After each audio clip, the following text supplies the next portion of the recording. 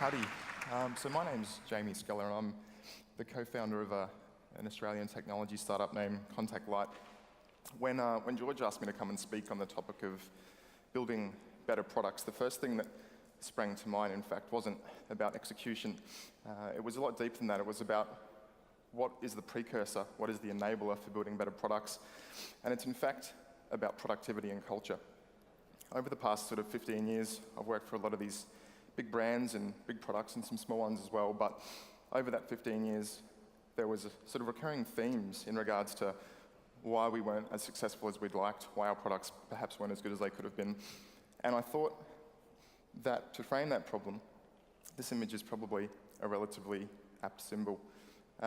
It's obviously quite funny, but behind every joke is, of course, a little bit of truth. And when you start to think about why this is the case, why maybe someone isn't enjoying their mornings, maybe why they're not willing to talk to colleagues, maybe why they're not sort of, in full gear, so to speak.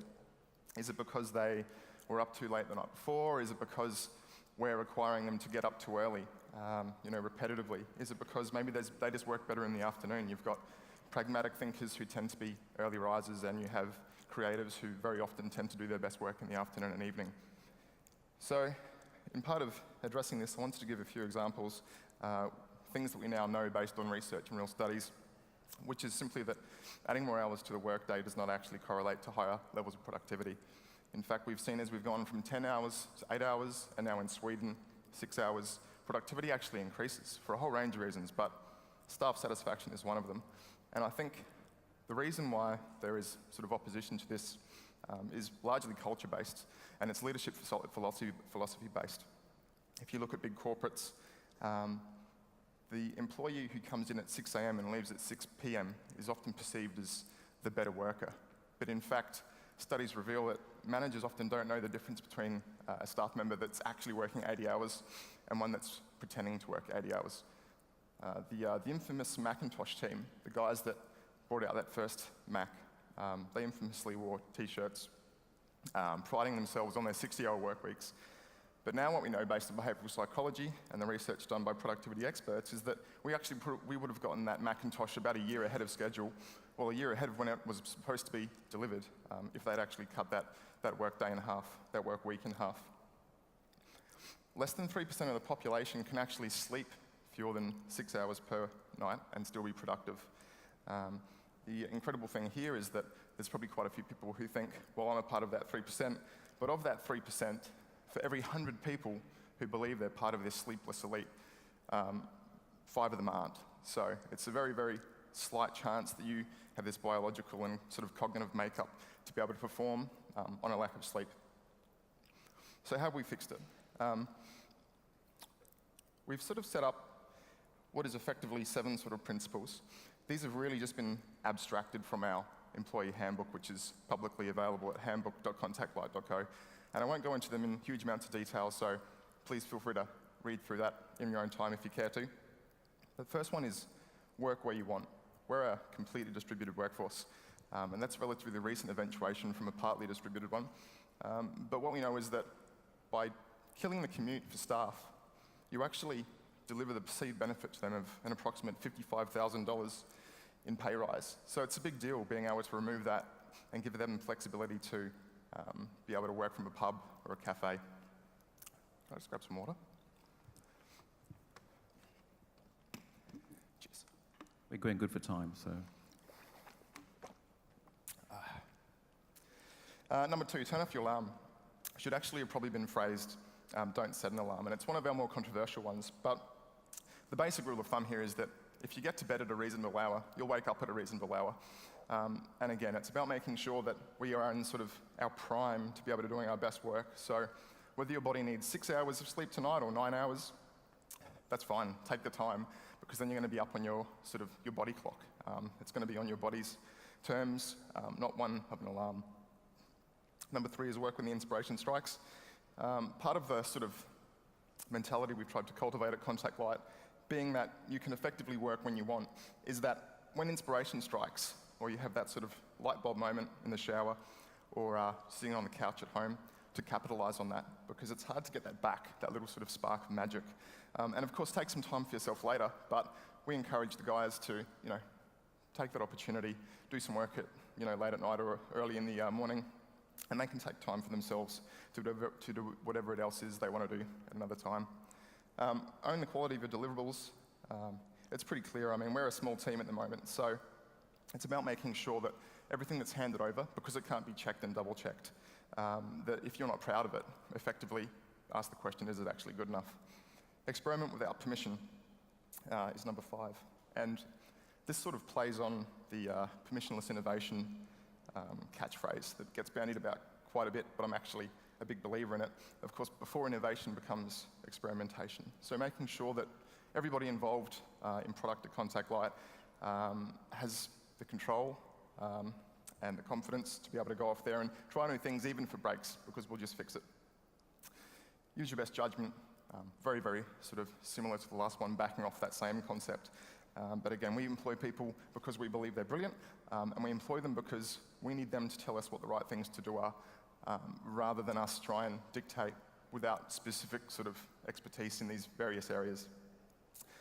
And the last one is never stop learning. So it's really, really important for us that every time we encounter a new problem, that we revisit ways to solve that. So instead of fixing it the same way we fixed it or solved it last week or last year, spending the time, be it an hour or a day, and making sure that you're always on the edge and you're doing the best possible work.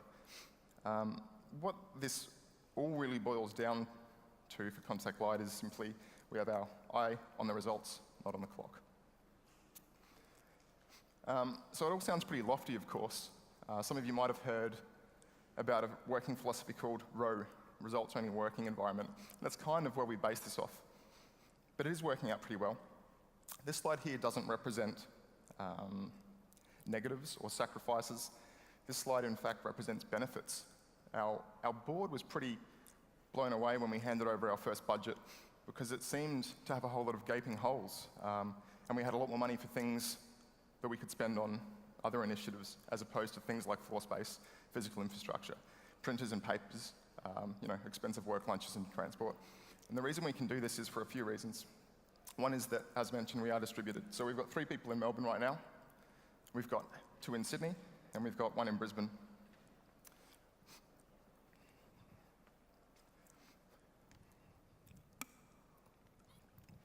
So what this enables is, of course, all those gains in sort of satisfaction and that sort of $55,000 pay rise concept.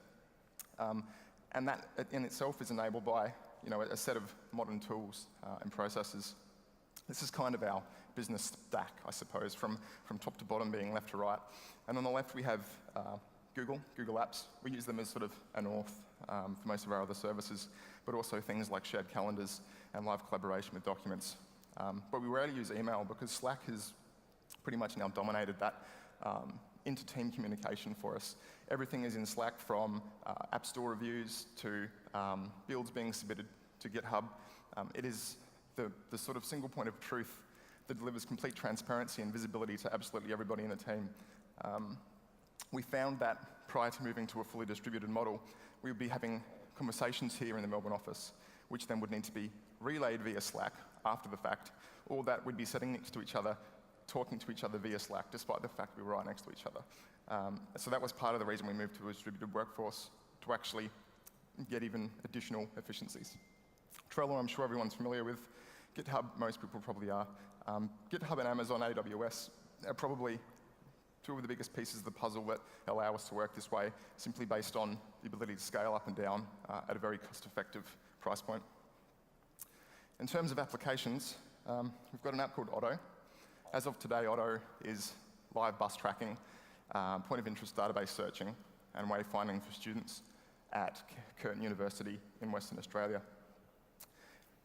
By the end of next week, we'll have a pretty major new build released, which includes a rebrand, as well as additional functionalities such as account creation and the ability for you to construct a friends list with fellow students, add them to a list, and be able to see them on campus, but only when they're on campus, and of course, only if they want. So we're seeing some good results. Otto itself probably took, all in all, 2 to 3 months of development time once we'd built the team and sort of really got stuck in. The latest function that I'm talking about in regards to friend sharing probably only took about 2 weeks, and we're testing that at pause right now. The other product is GetEmbark. Well, it's Embark. The website is getembark.io. Embark is effectively a travel, a commuter application for planning travel, their day-to-day sort of routine. And while it's not necessarily entirely different from apps like Move It and TripGo, we're doing what they do just as well. Another example, the City Mapper.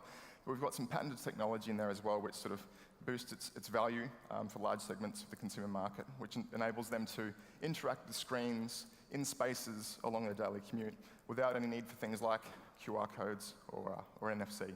Obviously, those things become kind of dangerous when you are looking at a massive screen across a track in a station.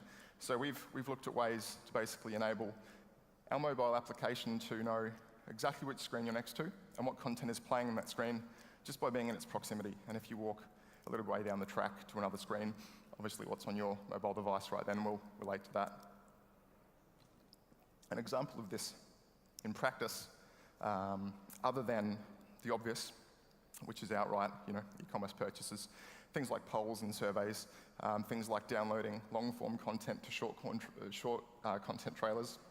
So you might see a trailer for an episode of a TV show, and we would allow you to download the pilot for free.